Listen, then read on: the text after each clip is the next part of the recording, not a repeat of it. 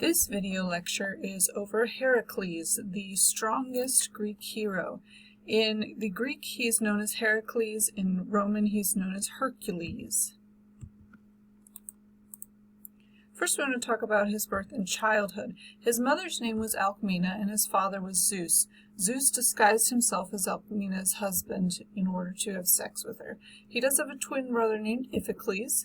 The story goes that Amphitryon kills his uncle, who is also Alcmena's father, but cannot marry her until he purifies himself for killing his uncle. We talked about this in class. This is known as blood pollution.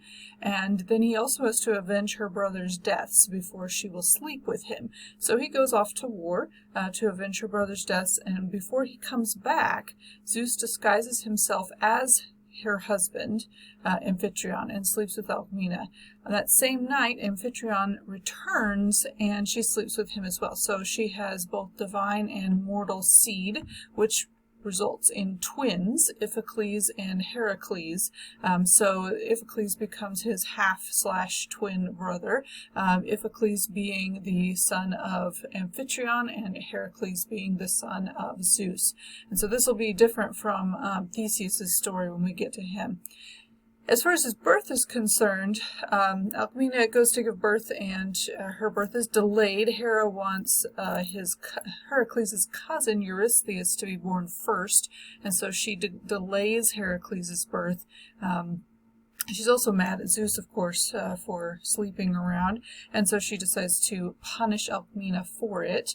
There are a couple of stories about that, but eventually Alcmena is able to give birth to the two boys, and they know that Heracles is Zeus's son, not Amphitryon's, when he kills two serpents as a baby that Hera sends to kill him. If you've seen the Disney version of Hercules, you'll recognize the scene with the two serpents sent by Hades instead of Hera, but Hera is the one who tries to kill Heracles as a baby. Before he turns 18, Heracles has several adventures, one of which is to father 50 sons as he goes to hunt for a lion, and sleeps with either 50 women on the same night or subsequent nights, and has 50 sons, which is important because when he's gone, these sons will be known as the Heraclids. The first big part of his life after his childhood is his marriage to Megara. Megara is the daughter of the king of Thebes, and she marries him, and he seems to have a happy life. They have 3 children together. This is, of course, the Disney portrait of the two of them, but it doesn't last very long. Hera makes him go crazy and kill all of them, kill his 3 children and his wife, and he ends up at the end coming back to sanity and realizing what he has done. So he must then go to the oracle at Delphi in order to figure out how to be purified of this blood pollution. Again, we're back to blood pollution, also known as miasma. That would be what he is cursed with. And so he goes to the oracle at Delphi. We talked about many the characters in Greek mythology needing to go to this oracle in order to discern what they need to do next. And in this case, he is ordered to serve his cousin Eurystheus as a slave. Eurystheus tasks him with the 12 labors that are famous.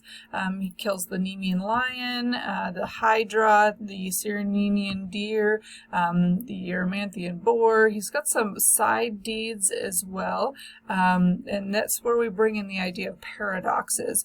There's a friendly centaur named Pholus, who Heracles meets, and he ends up drinking some wine of the other centaurs who get mad at him for it, and they go, he chases after them and they run to Chiron, who is a character we've seen more than once. He is supposedly the only immortal centaur, and he ends up getting shot by an arrow with poison that always kills. And so we have then a paradox where the poison that always kills is shot into a creature that will never die. And so we'll see this a lot in Greek mythology where, the hare that cannot be caught is chased by the fox that always catches its prey. The Greeks are a little bit obsessed with this idea where we have what's considered something that shouldn't exist that exists. So the actual definition of a paradox is where you have a situation that seems contradictory but is shown to be true.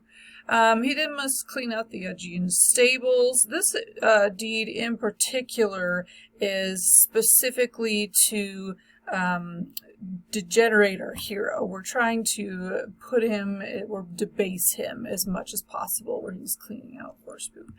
The Stymphalian birds and the Cretan bull. Now we'll talk about the Cretan bull more when we get to Theseus. He's an important character.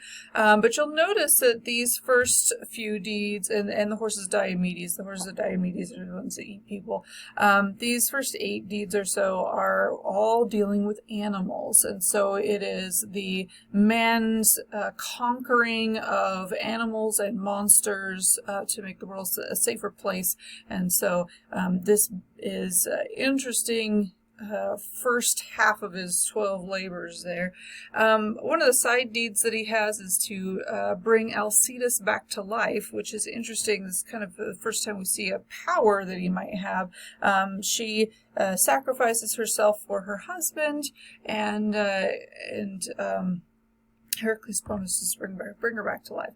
The next deed is completely different from the others. He is ordered to go get the girdle of Hippolyta, who is an Amazon queen, and by taking her girdle, it means that he's had sex with her. And so if you take a girdle by force, then it's rape. If you take a girdle, if she's giving her girdle freely, then she's just having sex with him. In this case, the story is that she gives her girdle freely to him. So this is a sexual deed, number 9. And then we get to the cattle of Geryon, which involves a side deed of killing a 3-headed monster. This is kind of an interesting deed as well, because we start to see Heracles is moving way outside the realm of just the Greeks, and so he's starting to travel a lot, and you see that the stories of Hercules come from all over, and that's why he's such one of the most widely known heroes in the world.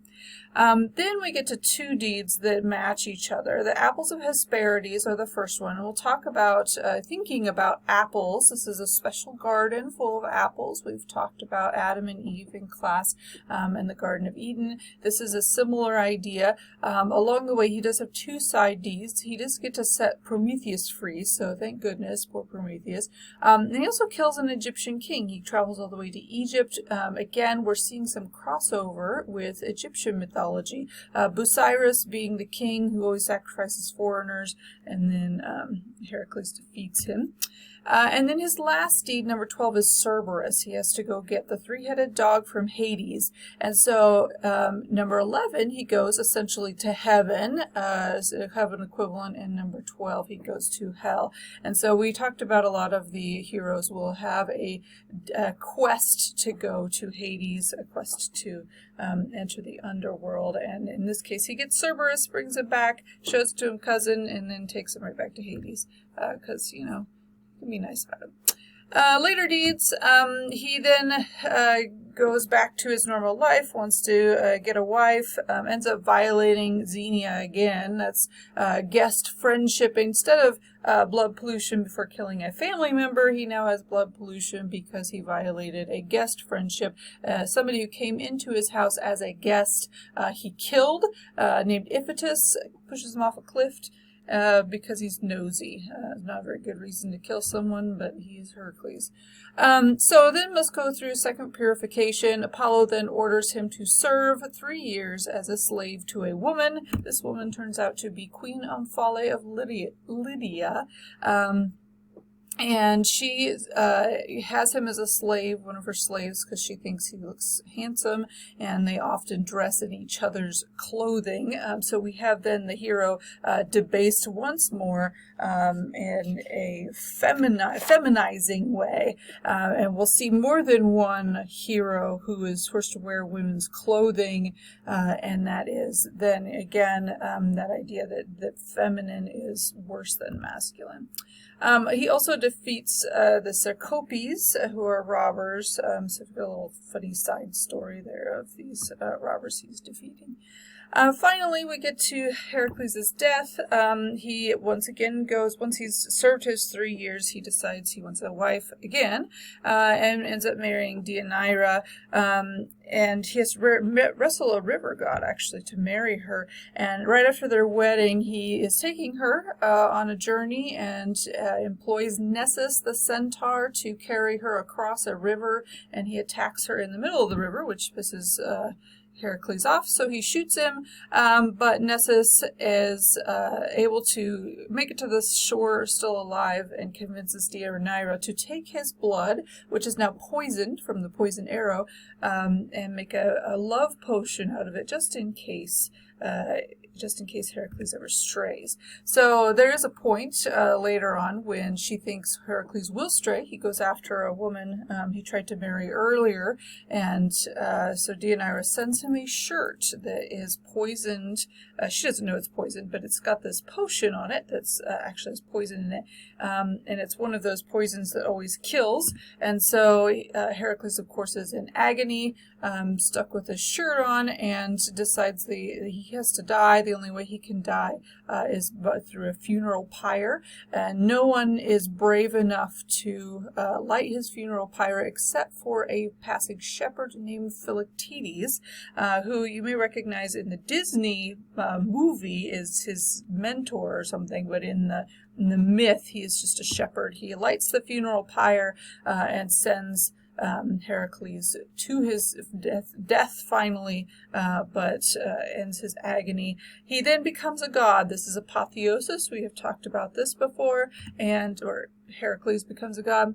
And when he arrives in the place of the gods, he is given a third wife, Hebe, who is a daughter of Zeus and Hera, and she's the cupbearer to the gods. And so her name means youth, and so Heracles then gets to marry her in the end, and presumably everything works out well for him in the afterlife. So that is the tale of Heracles, of course, him being one of the most famous heroes. All of his 50 sons supposedly go on and spawn their own houses, and it's so very common for the Greek peoples to want to be related to Heracles. He has some funny stories and some tragic stories, and so he's got it all wrapped up into one. So these are the questions I want you to answer. You should pause your screen right here, and I want you to answer these 5 questions on a sheet of paper, and then, or you can type them up if you want to, and bring them next class in order to get credit for the class that we are missing. So that's been our lecture on Heracles. Make sure that you answer the questions, and we'll discuss them next class period.